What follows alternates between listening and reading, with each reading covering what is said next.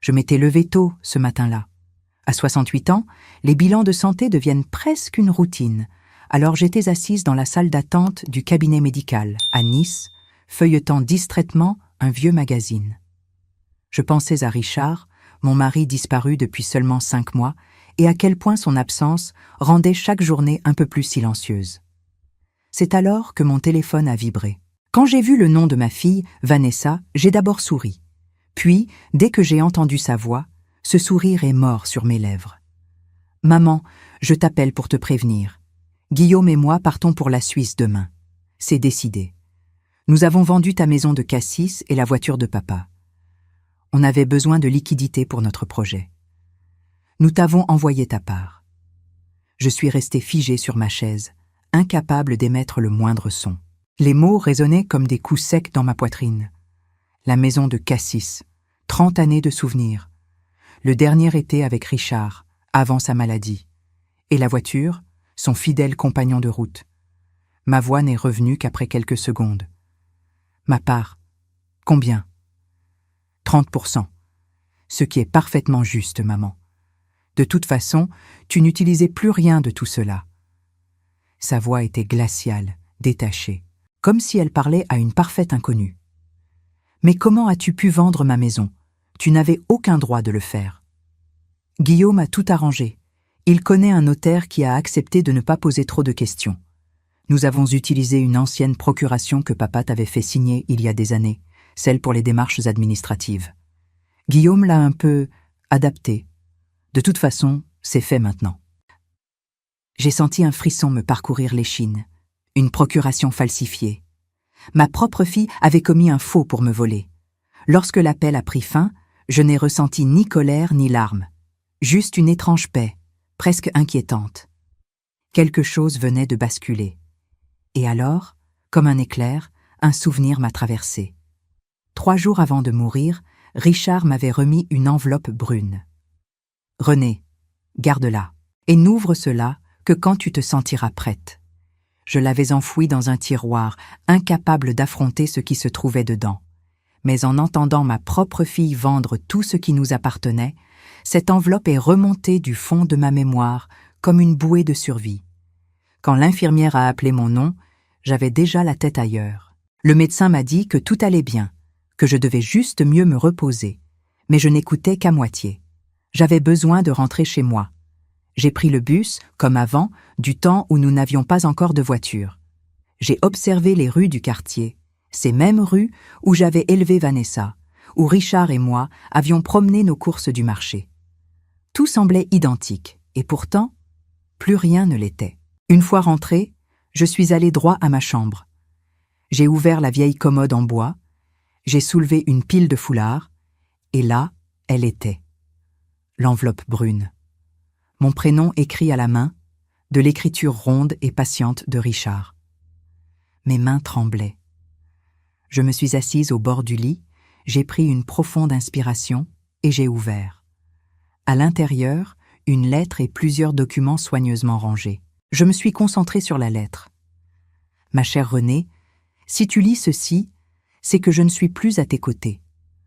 Pardonne-moi de ne pas t'avoir dit tout cela de mon vivant. J'ai voulu te protéger, te laisser vivre légère. Pendant des années, j'ai investi silencieusement chaque économie, chaque prime, chaque petit bénéfice. Tu as toujours pensé que j'étais un simple retraité tranquille, mais j'ai construit plus que cela. Tu es riche, mon amour, et tu es la seule héritière. Tout est à ton nom depuis longtemps, bien avant ma maladie. Riche. Le mot me semblait étranger, presque irréel. Les documents confirmaient tout. Des comptes bien remplis, des actions, des biens immobiliers, y compris un immeuble entier dans le quartier du Port, à Nice. Je me suis souvenu alors que Vanessa m'avait dit, il y a quelques années, qu'elle avait trouvé un appartement dans ce quartier grâce à une agence immobilière. Elle ne m'avait jamais donné plus de détails et je n'avais jamais posé de questions. Mais en parcourant les documents, j'ai compris que cet immeuble était géré par une société que Richard avait créée, la société de gestion Martin, et que les locataires payaient leur loyer sans jamais savoir que la propriétaire était une vieille dame qu'ils croisaient peut-être dans la rue. J'ai posé la lettre sur mes genoux. je ressentais une vague de vertige. Pendant que ma propre fille me volait, me traitait comme un poids, elle vivait peut-être dans un appartement dont j'étais la véritable propriétaire, sans même le savoir. Je me suis levée, j'ai traversé la maison en touchant du bout des doigts les meubles que Vanessa trouvait trop vieux. Sur un mur, une photo de nous trois. Vanessa avait 5 ans, assise sur les genoux de Richard, riant à gorge déployée. Cette petite fille souriante, où était-elle passée? J'ai alors compris une chose essentielle. Je n'allais pas me venger par colère. Je n'allais pas la punir par haine. J'allais reprendre ma place, ma dignité, ma vie. Et pour cela, je devais d'abord faire un pas que je n'avais jamais osé faire. Je me suis assise à la table de la cuisine, avec la lettre de Richard devant moi, et j'ai murmuré « Très bien, mon amour, je suis prête. » Avant de continuer, vérifiez si vous êtes déjà abonné à la chaîne et dites-nous en commentaire de quelle ville ou pays vous nous regardez. Nous aimons beaucoup savoir jusqu'où nos histoires voyagent. Je n'ai presque pas dormi cette nuit-là. La lettre de Richard me revenait en boucle, comme si chaque mot ravivait une part de lui que je croyais perdue. Au petit matin, j'ai appelé Maître Moreau, l'avocat qui avait toujours accompagné notre famille. Il avait assisté aux obsèques de Richard et m'avait dit, ce jour-là, de ne pas hésiter à le contacter si jamais j'avais besoin d'aide. « Madame Martin, venez dès que vous le pouvez. » Sa voix était posée, chaleureuse. Cela m'a rassurée. J'ai enfilé une robe bleu marine, celle que Richard aimait tant, et j'ai noué mes cheveux gris en un chignon soigné. Dans le miroir, j'ai aperçu quelque chose que je n'avais plus vu depuis longtemps. De la détermination. Le cabinet de Maître Moreau se trouvait dans un immeuble ancien du centre de Nice, avec un sol en marbre clair et des boiseries impeccablement entretenues. Lorsque je suis entrée, il s'est levé immédiatement pour m'accueillir. « Madame Martin, je suis heureux de vous voir. Qu'est-ce qui vous amène ?» Je lui ai tendu l'enveloppe et les documents que j'avais trouvés. Il a parcouru le tout en silence, son regard devenant de plus en plus concentré. Puis il s'est redressé, surpris. « C'est tout à fait remarquable. Votre mari était un homme beaucoup plus prévoyant qu'il n'y paraissait. » « Que signifie tout cela exactement, maître ?» Il a posé les papiers devant lui. « Cela signifie que vous êtes une femme très aisée. Les comptes, les actions, les biens immobiliers, tout est en parfait ordre et tout vous appartient. La maison de Cassis, l'immeuble du quartier du Port, les appartements loués, ainsi que plusieurs placements financiers. Vous êtes la seule propriétaire légale. Votre mari avait tout mis à votre nom il y a plusieurs années, bien avant sa maladie. Il n'y a donc pas eu de succession à proprement parler, puisque ces biens vous appartenaient déjà. » Je suis restée quelques instants sans voix. « Et la vente de ma maison de Cassis ? Ma fille l'a vendue derrière mon dos. Elle m'a avoué avoir utilisé une procuration falsifiée. » Maître Moreau a froncé les sourcils. « C'est extrêmement grave. La falsification d'une procuration constitue un faux en écriture, un délit pénal sévèrement puni par la loi française. Cette vente est donc nulle de plein droit. Cependant, il va falloir engager une procédure judiciaire pour faire constater cette nullité. Les acheteurs, s'ils sont de bonne foi, devront être remboursés, mais c'est votre fille et son mari qui seront tenus responsables de ce remboursement, pas vous. Le notaire qui a accepté de passer cet acte sans vérifier correctement l'authenticité de la procuration pourrait également être inquiété. » Il a marqué une pause. « Nous pouvons également déposer une plainte pour faux et usage de faux, si vous le souhaitez. Cela pourrait entraîner des poursuites pénales contre votre fille et son mari. » J'ai secoué la tête. Je ne veux pas poursuivre ma fille en justice. Pas pour l'instant, en tout cas. Je veux faire les choses autrement, mais je veux récupérer ce qui m'appartient. Il a hoché la tête, respectueux. « Très bien. Que puis-je faire pour vous, alors ?» Premièrement, lancez la procédure pour faire annuler la vente de la maison de Cassis. Je sais que cela prendra du temps, mais je veux que ce soit fait dans les règles. Deuxièmement, aidez-moi à reprendre le contrôle direct de tous mes biens, en particulier de l'immeuble du quartier du Port. Je veux savoir exactement qui sont mes locataires. Et troisièmement, je veux que rien de tout cela ne parvienne aux oreilles de ma fille. Absolument rien. Il m'a observé avec une curiosité mêlée d'admiration. Ce sera fait. La procédure pour la maison de Cassis prendra plusieurs mois, peut-être plus d'1 an si les acheteurs contestent. Mais pour la gestion de vos biens, nous pouvons agir beaucoup plus rapidement. Je travaillerai personnellement sur votre dossier. Je vais également contacter Maître Duval, un notaire de confiance avec qui je collabore souvent. Il pourra nous aider pour les aspects patrimoniaux. Je l'ai remercié, et en sortant du cabinet, j'ai senti une force nouvelle m'envahir, la force de reprendre ma propre vie. En descendant l'avenue Jean-Médecin, j'ai regardé les passants. Chacun avançait avec ses secrets, ses urgences, ses blessures. Moi aussi, désormais, j'en portais plusieurs. Les jours suivants ont ressemblé à une étrange pièce de théâtre où je jouais 2 rôles. Le matin, j'étais la veuve pauvre et un peu perdue que les voisins regardaient avec compassion. Aurore, ma voisine depuis plus de 20 ans, m'apportait parfois de la soupe ou un plat fait maison. « Renée, ma chérie, tu vas t'en sortir, je suis là si tu as besoin », disait-elle en posant une main douce sur mon bras. Je la remerciais avec sincérité. Elle ne méritait pas de savoir la vérité. Pas encore. Mais l'après-midi, une fois seule, je devenais une femme d'affaires malgré moi. Je triais les documents laissés par Richard, j'apprenais les termes financiers, je répondais aux courriels de Maître Moreau et de Maître Duval, je faisais des choix. Je découvrais que Richard avait été bien plus prudent et stratège que je ne l'avais imaginé. 3 semaines après notre premier rendez-vous, Maître Moreau m'appela. « Madame Martin, j'ai de bonnes nouvelles. L'assignation pour faire annuler la vente de Cassis a été déposée au tribunal. Par ailleurs, nos enquêtes ont confirmé que votre fille et son mari occupent bien l'un des appartements de votre immeuble du port.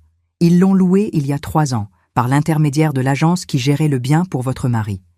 Ils n'ont jamais su que le propriétaire était votre famille. » Je me suis senti respirer à nouveau. « Et qu'en est-il de leur bail ?» « Leur bail arrive à échéance dans 8 mois. En tant que propriétaire, vous avez parfaitement le droit de ne pas le renouveler, à condition de respecter le préavis légal de 6 mois. Si vous souhaitez récupérer le logement pour y habiter vous-même ou pour y loger un membre de votre famille, vous pouvez invoquer un congé pour reprise personnelle. Cela nécessite également un préavis de 6 mois avant l'échéance du bail. Nous avons donc encore le temps d'agir dans les règles. » Il a marqué une pause. Il y a aussi une 3e possibilité.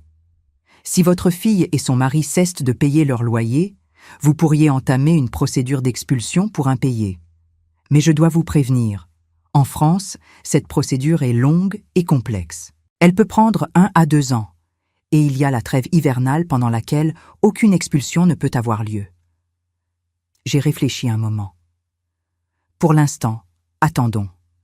Mais préparez un courrier de non-renouvellement du bail pour congé personnel. Nous l'enverrons au moment opportun, lorsque le délai légal le permettra. Je veux que tout soit fait dans les règles. Très bien, Madame Martin. Je n'avais pas eu tort d'être patiente. Quelques jours plus tard, Aurore est venue frapper à ma porte, les yeux écarquillés. « Renée, as-tu entendu ? Guillaume a de gros ennuis avec la banque. Il paraît qu'il a essayé de contracter des emprunts en utilisant leur appartement comme garantie, mais quand la banque a vérifié, elle a découvert qu'il n'était pas propriétaire, juste locataire. Ils auraient même trouvé des documents falsifiés dans son dossier. On parle d'une enquête de police. Je suis restée impassible, mais intérieurement, une certitude s'ancrait en moi. Vanessa allait revenir, et cette fois, ce serait elle qui aurait besoin de moi. Quand Aurore m'a annoncé que Guillaume était en difficulté avec la banque, quelque chose en moi s'est mis en place avec une précision presque mécanique. Je ne ressentais ni triomphe ni colère, seulement une lucidité nouvelle. Pendant des années, j'avais laissé ma fille décider pour moi, occuper chaque espace, me faire croire que j'étais dépendante. Cette époque était révolue. Quelques jours plus tard, Maître Moreau m'a appelé pour m'informer que le dernier élément nécessaire à la prise de contrôle de mes biens venait d'être validé. Madame Martin, tout est désormais officiel. Vous êtes enregistrée comme la seule gérante de la société de gestion Martin. Les formalités auprès du greffe du tribunal de commerce sont terminées. Vous possédez l'ensemble des biens, y compris l'immeuble du quartier du port. Je suis restée silencieuse une seconde, absorbant l'ampleur de ce changement. Et le véhicule de mon mari ? La situation est plus complexe. La vente a été effectuée à un particulier, et contrairement à la maison, il sera difficile de prouver que la procuration était falsifiée sans engager une procédure longue et coûteuse. Cependant, j'ai contacté l'acheteur. Il s'agit d'un ancien client à moi, un homme de bonne foi qui ne savait rien de l'origine frauduleuse de la vente. Je lui ai expliqué la situation et il a accepté de vous revendre le véhicule au prix qu'il l'a payé. C'est la solution la plus rapide et la plus pragmatique. J'ai fermé les yeux un instant. Richard aurait souri en me voyant reprendre les rênes de ma vie, après tant de mois à flotter entre douleur et désorientation. Faites-le. Je veux récupérer cette voiture. Ce sera fait d'ici la fin de la semaine. Puis vint la question délicate. À présent, que souhaitez-vous que je fasse concernant l'occupation de l'appartement par votre fille et son mari? J'ai inspiré profondément. Leur bail arrive à échéance dans environ 7 mois maintenant. Préparez le courrier de congé pour reprise personnelle. Je veux récupérer cet appartement. Mais surtout, je veux que ce courrier soit envoyé en recommandé avec accusé de réception uniquement lorsque Vanessa sera de retour en France. Je veux qu'elle soit là pour le recevoir elle-même. Je n'ai pas entendu de jugement dans la voix de Maître Moreau, seulement une prudence professionnelle. Très bien, Madame Martin. Je ferai exactement ce que vous demandez. Le courrier sera prêt. Je vous tiendrai informé de la date d'envoi. Quand j'ai raccroché, la maison semblait d'un calme absolu. J'ai préparé une tasse de thé, me suis installé sur la petite table ronde de la cuisine et j'ai contemplé le jardin. Les arbres bougeaient avec ce vent léger venant de la mer. J'ai pensé à Richard. Je lui ai murmuré « Je crois que je tiens le cap, mon amour ». Les jours qui suivirent furent étrangement paisibles. La vie de quartier continuait comme si rien n'avait changé. Les voisins me saluaient avec la même douceur habituelle. Aurore venait régulièrement me tenir compagnie. Elle ignorait que sous mes airs de veuve fragile, j'étais devenue une femme qui gérait comptes, propriétés et procédures légales avec une efficacité inattendue. Un après-midi, alors que nous buvions un café ensemble, Aurore a soupiré. « René, j'ai vu Vanessa et Guillaume partir pour la Suisse avec leurs valises, comme si le monde leur appartenait. Et maintenant, les rumeurs disent qu'ils sont dans une situation terrible. Tu dois être inquiète pour elles. » J'ai baissé les yeux pour mieux masquer la vérité. Je suis surtout triste qu'elle ait fait des choix si imprudents. Elle m'a touché la main avec tendresse. Quelle que soit la faute d'un enfant, une mère reste une mère. Je n'ai rien répondu. Je savais qu'Aurore avait raison, mais je savais aussi que l'amour ne devait jamais signifier renoncer à sa dignité. Quelques jours plus tard, Maître Moreau m'a appelé. Sa voix était très professionnelle, mais j'ai perçu une note plus grave. « Madame Martin, j'ai des nouvelles importantes. Votre fille a atterri à l'aéroport de Nice ce matin, sans son mari. Seule? Oui. Il semblerait qu'il y ait eu une dispute très sérieuse entre eux en Suisse. Mais surtout, j'ai appris par mes contacts que Guillaume a été arrêté par la police suisse il y a 3 jours. Il fait l'objet d'une enquête pour escroquerie et falsification de documents. Les autorités suisses ont découvert qu'il avait tenté de contracter plusieurs prêts en utilisant de faux justificatifs de patrimoine. Il est actuellement en détention provisoire à Genève. J'ai senti mon cœur se serrer. Non pas pour Guillaume, mais pour ma fille qui avait lié son destin à cet homme. Et Vanessa? Est-elle impliquée dans ces affaires? Pour l'instant, elle n'est pas visée par l'enquête suisse, mais la police française pourrait vouloir l'interroger concernant la vente frauduleuse de votre maison de Cassis. J'ai conseillé à mes contacts de ne pas précipiter les choses. Nous verrons comment la situation évolue. Envoyez le courrier de congé demain, pas ce soir. Laissez-lui au moins le temps de rentrer chez elle et de comprendre ce qui se passe. Comme vous le souhaitez, Madame Martin. Cette nuit-là, j'ai eu du mal à trouver le sommeil. Je pensais à Vanessa, à son arrogance blessante quand elle m'avait annoncé la vente de mes biens, à la froideur de sa voix, à la façon dont elle m'avait réduite au rôle de figurante dans ma propre vie. Mais je pensais aussi à la petite fille qui courait dans les allées du marché en tenant la main de Richard, riant aux éclats quand il la soulevait dans ses bras. Le lendemain, Aurore est venue frapper à ma porte, presque en courant. « René, elle est revenue hier soir. Ta fille. Je l'ai vue entrer dans l'immeuble. Elle avait l'air épuisée, en larmes. Elle n'avait même pas toutes ses affaires, juste un petit sac. Le gardien m'a dit qu'elle était dans un état terrible. » Je l'ai remerciée d'un simple sourire. Aurore croyait me renseigner, sans imaginer une seule seconde que je savais déjà tout, que j'attendais ce moment depuis des semaines. Quand j'ai refermé la porte, j'ai senti un frisson me traverser. Pas de plaisir, pas de rancune. Simplement la sensation d'être au bord d'un tournant irréversible. Le soir même, Maître Moreau m'a rappelé. « Madame Martin, le courrier de congé pour reprise personnelle a été envoyé en recommandé à l'adresse de votre fille. Elle dispose maintenant de 6 mois pour quitter l'appartement, conformément à la loi. » J'ai posé doucement la main sur la table. « Merci, maître. Le reste dépend d'elle maintenant. » Et dans le silence de ma cuisine, j'ai senti que la roue venait enfin de tourner. Le lendemain matin, à 8 heures précises, mon téléphone a sonné. J'ai reconnu immédiatement la sonnerie que j'avais attribuée à Vanessa. Pendant une seconde, j'ai cru que mon cœur allait s'arrêter. Je savais pourquoi elle appelait. Le courrier, le congé pour reprise, le moment que je pressentais depuis des semaines. J'ai décroché avec un calme étudié. « Bonjour, ma chérie. » Sa voix tremblait. « Maman, je dois te parler. C'est urgent. » J'ai attendu, silencieuse, la laissant trouver ses mots. « Maman, j'ai reçu une lettre hier. Une lettre recommandée très étrange. Elle dit que je dois quitter mon appartement dans 6 mois. Un congé pour reprise personnelle. C'est signé par une certaine Madame Renée Martin, propriétaire. Tu connais ce nom? Martin, comme nous? C'est étrange, non? J'ai fait mine de réfléchir. Martin est un nom très courant, ma chérie. Cela ne me dit rien. Tu es certaine que ce n'est pas une erreur? As-tu contacté ton propriétaire? Elle a laissé échapper un sanglot étouffé. Maman, je ne comprends plus rien. Guillaume est en prison en Suisse. La police l'a arrêté pour escroquerie. Il m'a abandonné là-bas sans un centime. J'ai dû emprunter de l'argent à une ancienne collègue pour payer mon billet de retour. Je suis revenue avec rien, maman. Rien du tout. Et maintenant, cette lettre qui me dit de partir. Maman, je peux venir te voir? S'il te plaît. J'ai inspiré doucement. Bien sûr, ma chérie. Viens quand tu veux. Je suis à la maison.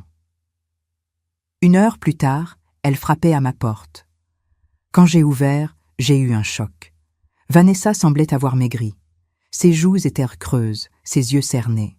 Elle portait un manteau froissé, et ses cheveux, habituellement impeccables, retombaient en mèches désordonnées. Elle a hésité, puis est entrée d'un pas fragile. « Assieds-toi, ma chérie. Tu veux un café? »« Oui, s'il te plaît. » Elle a posé ses mains sur la table et j'ai vu qu'elle tremblait. Pendant un moment, elle n'a rien dit. Puis, d'une voix éteinte, « Maman, je suis désolée. Je sais que je t'ai maltraitée. Je t'ai parlé comme si tu étais un poids. Je ne me reconnais plus. Tout s'est écroulé d'un coup. Guillaume m'a menti sur tout. Les affaires en Suisse n'existaient pas. Il avait des dettes énormes. Il avait falsifié des documents pour obtenir des prêts. La police suisse l'a arrêté dans notre hôtel, devant moi. Je suis restée silencieuse, la laissant vider ce qu'elle portait depuis trop longtemps. Il m'a laissé là-bas, comme un vieux sac. Et quand je suis arrivée ici, j'ai trouvé cette lettre. Maman, je ne sais plus quoi faire. Je n'ai pas d'argent. Je n'ai plus de travail. Je n'ai plus rien. Elle a éclaté en sanglots, posant son visage contre ses mains. Pendant un instant, mon cœur s'est serré. C'était ma fille, malgré tout. Mais je ne pouvais pas revenir en arrière. Je ne pouvais pas effacer les conséquences de ses choix. Je devais la laisser traverser ce passage. Je me suis assise à côté d'elle. « Vanessa, tu as fait confiance à un homme qui t'a menée dans une impasse. Mais tu n'es pas seule. Tu peux rester ici le temps qu'il faudra. » Elle a levé les yeux, étonnée. « Après tout ce que je t'ai fait? Je suis ta mère. Cela ne changera jamais. » Elle s'est levée brusquement pour me serrer dans ses bras. Son étreinte était tremblante, désespérée, presque enfantine. Je l'ai serrée en retour, mais cette fois, ce n'était pas l'amour aveugle d'autrefois. C'était un geste mesuré, conscient, celui d'une femme qui avait appris à ne plus se laisser déposséder. Après quelques minutes, Vanessa m'a montré une enveloppe brune qu'elle avait trouvée parmi les affaires de Guillaume avant son arrestation. J'ai trouvé ça dans sa valise, cachée au fond. Ton nom est dessus. Je crois que c'est l'écriture de papa. Guillaume a dû le prendre quand il fouillait dans les affaires de papa. juste après sa mort. Tu te souviens, il avait proposé de nous aider à ranger le bureau de papa? Je crois qu'il en a profité pour voler des choses. J'ai senti une colère froide monter en moi. Guillaume avait fouillé dans les affaires de mon mari mourant, volant ce qui ne lui appartenait pas. J'ai reconnu immédiatement l'écriture fine et régulière de Richard. Mon souffle s'est suspendu. Tu peux me le donner, ma chérie. J'ai ouvert l'enveloppe lentement. À l'intérieur, une courte lettre et une petite clé. René, si tu lis ceci, c'est que notre fille traverse quelque chose de difficile. Cette clé ouvre un coffre dans notre banque, le coffre numéro 47. Ce qui s'y trouve pourra l'aider. Utilise-le avec sagesse. Avec tout mon amour, Richard. Vanessa lisait par-dessus mon épaule, ses yeux agrandis par l'incrédulité. Un coffre? Papa avait un coffre? Et Guillaume l'avait volé? Oui. Ton mari a profité de notre deuil pour fouiller dans les affaires de ton père. Il a dû penser que cette enveloppe contenait quelque chose de précieux qu'il pourrait utiliser plus tard. Vanessa a pâli encore davantage. Mon Dieu, maman, je ne savais pas. Je te jure que je ne savais pas. Je te crois, ma chérie, mais tu vois maintenant quel genre d'homme il était vraiment. Elle a hoché la tête, les larmes coulant silencieusement sur ses joues. On doit aller à la banque, maman. Peut-être que cela pourra nous aider. Son emploi du mot « nous » a résonné en moi comme quelque chose d'à la fois tendre et douloureux. Elle ne savait pas encore que son salut ne viendrait pas de cette petite clé, mais de quelque chose de beaucoup plus vaste, construit depuis des années dans le silence. Le lendemain, nous sommes allés ensemble à la banque. Le conseiller a vérifié mon identité, puis nous a conduites dans la salle des coffres. La clé tournait parfaitement dans la serrure du coffre numéro 47. Quand j'ai ouvert le tiroir métallique, un éclat doré a illuminé l'intérieur. Des bijoux. Beaucoup de bijoux. Des colliers d'or fin, des bracelets anciens, des boucles d'oreilles serties de pierres. Certaines pièces appartenaient à la famille de Richard. D'autres, je ne les avais jamais vues. Vanessa a murmuré « Maman, mais c'est une fortune ». Je suis restée immobile, observant les reflets des pierres précieuses.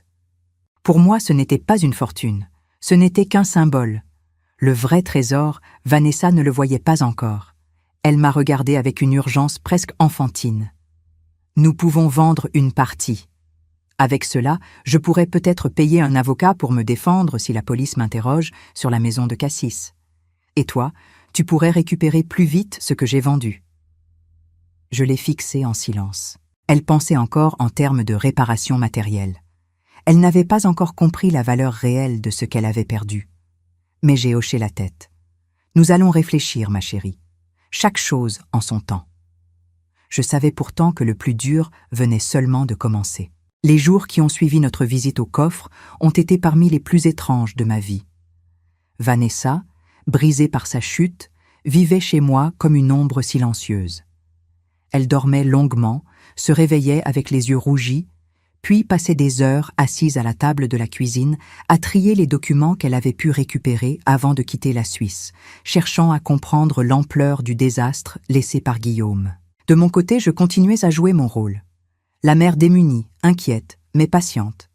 Personne n'aurait deviné que chaque soir, lorsque Vanessa s'enfermait dans sa chambre, je consultais en secret les courriels de Maître Moreau et de Maître Duval, avançant dans un plan qu'elle ne soupçonnait pas.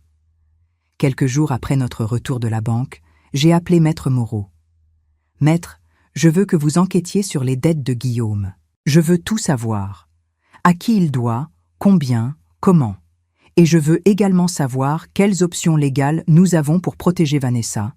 Si elle est impliquée malgré elle dans ces fraudes, je veux qu'elle soit défendue. » Il a répondu avec son calme habituel. « Très bien, Madame Martin, cela prendra du temps, mais nous allons examiner chaque détail. Je vais également me coordonner avec un avocat pénaliste si nécessaire. Je vous tiendrai informé. » Pendant ce temps, Vanessa tentait de reprendre pied dans une réalité qu'elle n'avait jamais connue. Elle n'avait plus l'argent facile qu'elle obtenait autrefois grâce à Richard. Elle n'avait plus les illusions que Guillaume lui avait vendues. Elle ne pouvait compter que sur elle-même. Un soir, elle est rentrée, le visage défait. « Maman, j'ai été refusée encore aujourd'hui. Tous les employeurs me disent qu'avec ma situation actuelle, ils préfèrent attendre. Certains ont entendu parler de Guillaume et de ses ennuis. Mon nom est associé au sien. Je lui ai servi une tasse de thé. Tu finiras par trouver. La persévérance porte toujours ses fruits. Le lendemain, elle est revenue tard, les chaussures poussiéreuses, le visage épuisé. Je crois que j'ai trouvé quelque chose. Ce n'est pas ce que j'imaginais, mais c'est un début. Quel genre de travail? Nettoyage de bureau, la nuit, une entreprise de propreté qui recrute sans trop poser de questions. Ce n'est pas glorieux, mais ils sont prêts à me prendre. Je l'ai regardé. Il y avait dans sa voix un mélange de honte et de détermination. Vanessa, aucun travail honnête n'est honteux. Si tu veux accepter, fais-le. Et pour la première fois depuis longtemps, elle m'a souri. Un vrai sourire. Fragile, mais réel. Les semaines suivantes ont été un exercice d'observation silencieuse.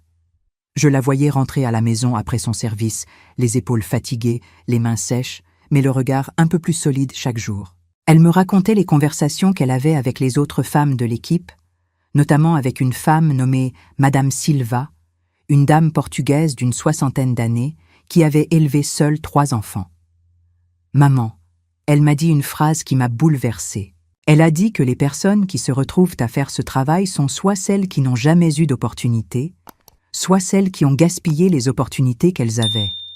Et qu'as-tu répondu? La vérité, que j'étais de la 2e catégorie.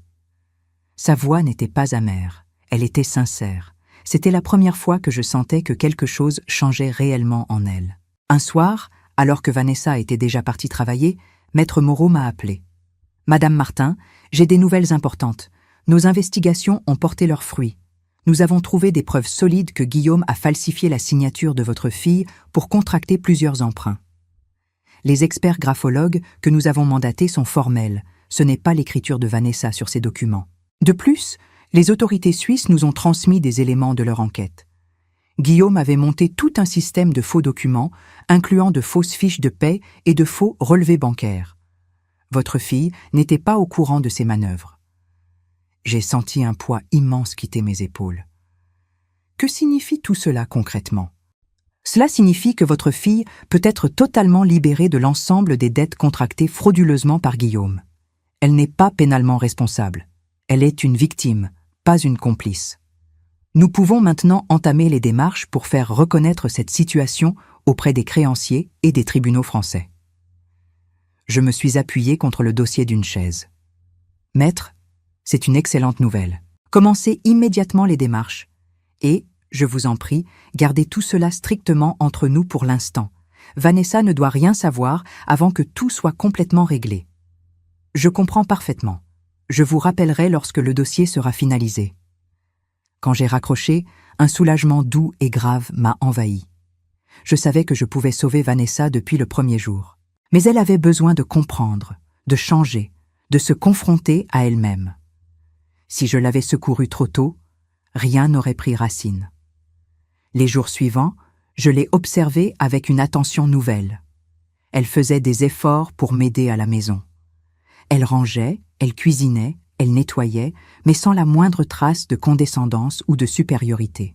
C'était une femme qui apprenait à reconstruire sa vie, pas une enfant capricieuse cherchant à fuir les conséquences. Un soir, elle est rentrée plus tard que d'habitude. « Maman, j'ai payé une partie de ce que je pensais devoir à la banque. Pas grand-chose, mais c'est quelque chose. Et j'ai aussi aidé Madame Silva. Son petit-fils avait besoin de fournitures scolaires et elle n'arrivait pas à tout payer ce mois-ci. » Je l'ai regardée longuement. « Et pourquoi as-tu fait cela?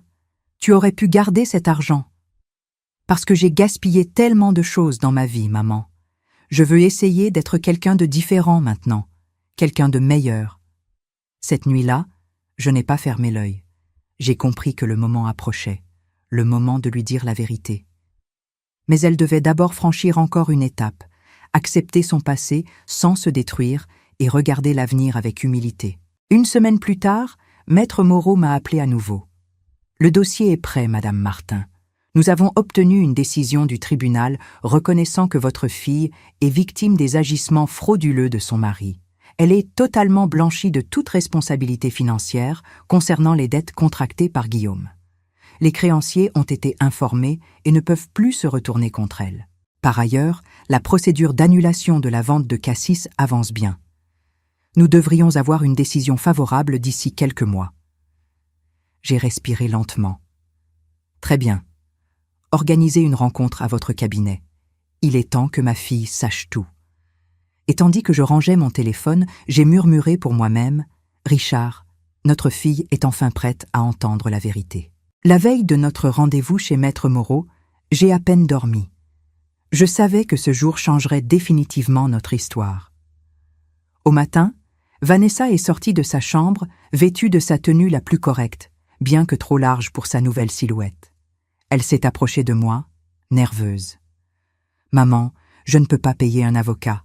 Je vais juste écouter et espérer qu'il puisse au moins m'expliquer ce que je dois faire. » Je lui ai caressé doucement la joue. « Ne t'inquiète pas, nous irons étape par étape. » Le cabinet de Maître Moreau nous attendait avec son calme rassurant. Vanessa s'est assise, raide comme une statue, ses mains serrées l'une contre l'autre. L'avocat nous a salués, puis a glissé devant elle une épaisse chemise de documents. « Mademoiselle Martin, je vous invite à lire ceci. » Elle a parcouru les pages, le souffle coupé. « Je ne comprends pas. Cela dit que Guillaume a falsifié ma signature, que le tribunal a reconnu que je suis victime, que je n'ai aucune obligation de rembourser ses dettes. Comment est-ce possible ?» Maître Moreau a jeté un bref regard vers moi, m'offrant l'occasion de parler. Je me suis tournée vers elle. « C'est possible parce que je l'ai demandé. J'ai fait ouvrir une enquête discrète dès ton retour.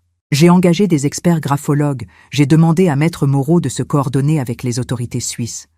Je ne voulais pas que tu portes la responsabilité d'erreurs qui ne sont pas les tiennes. » Vanessa m'a regardée, bouleversée. « Maman, mais qui a payé tout cela?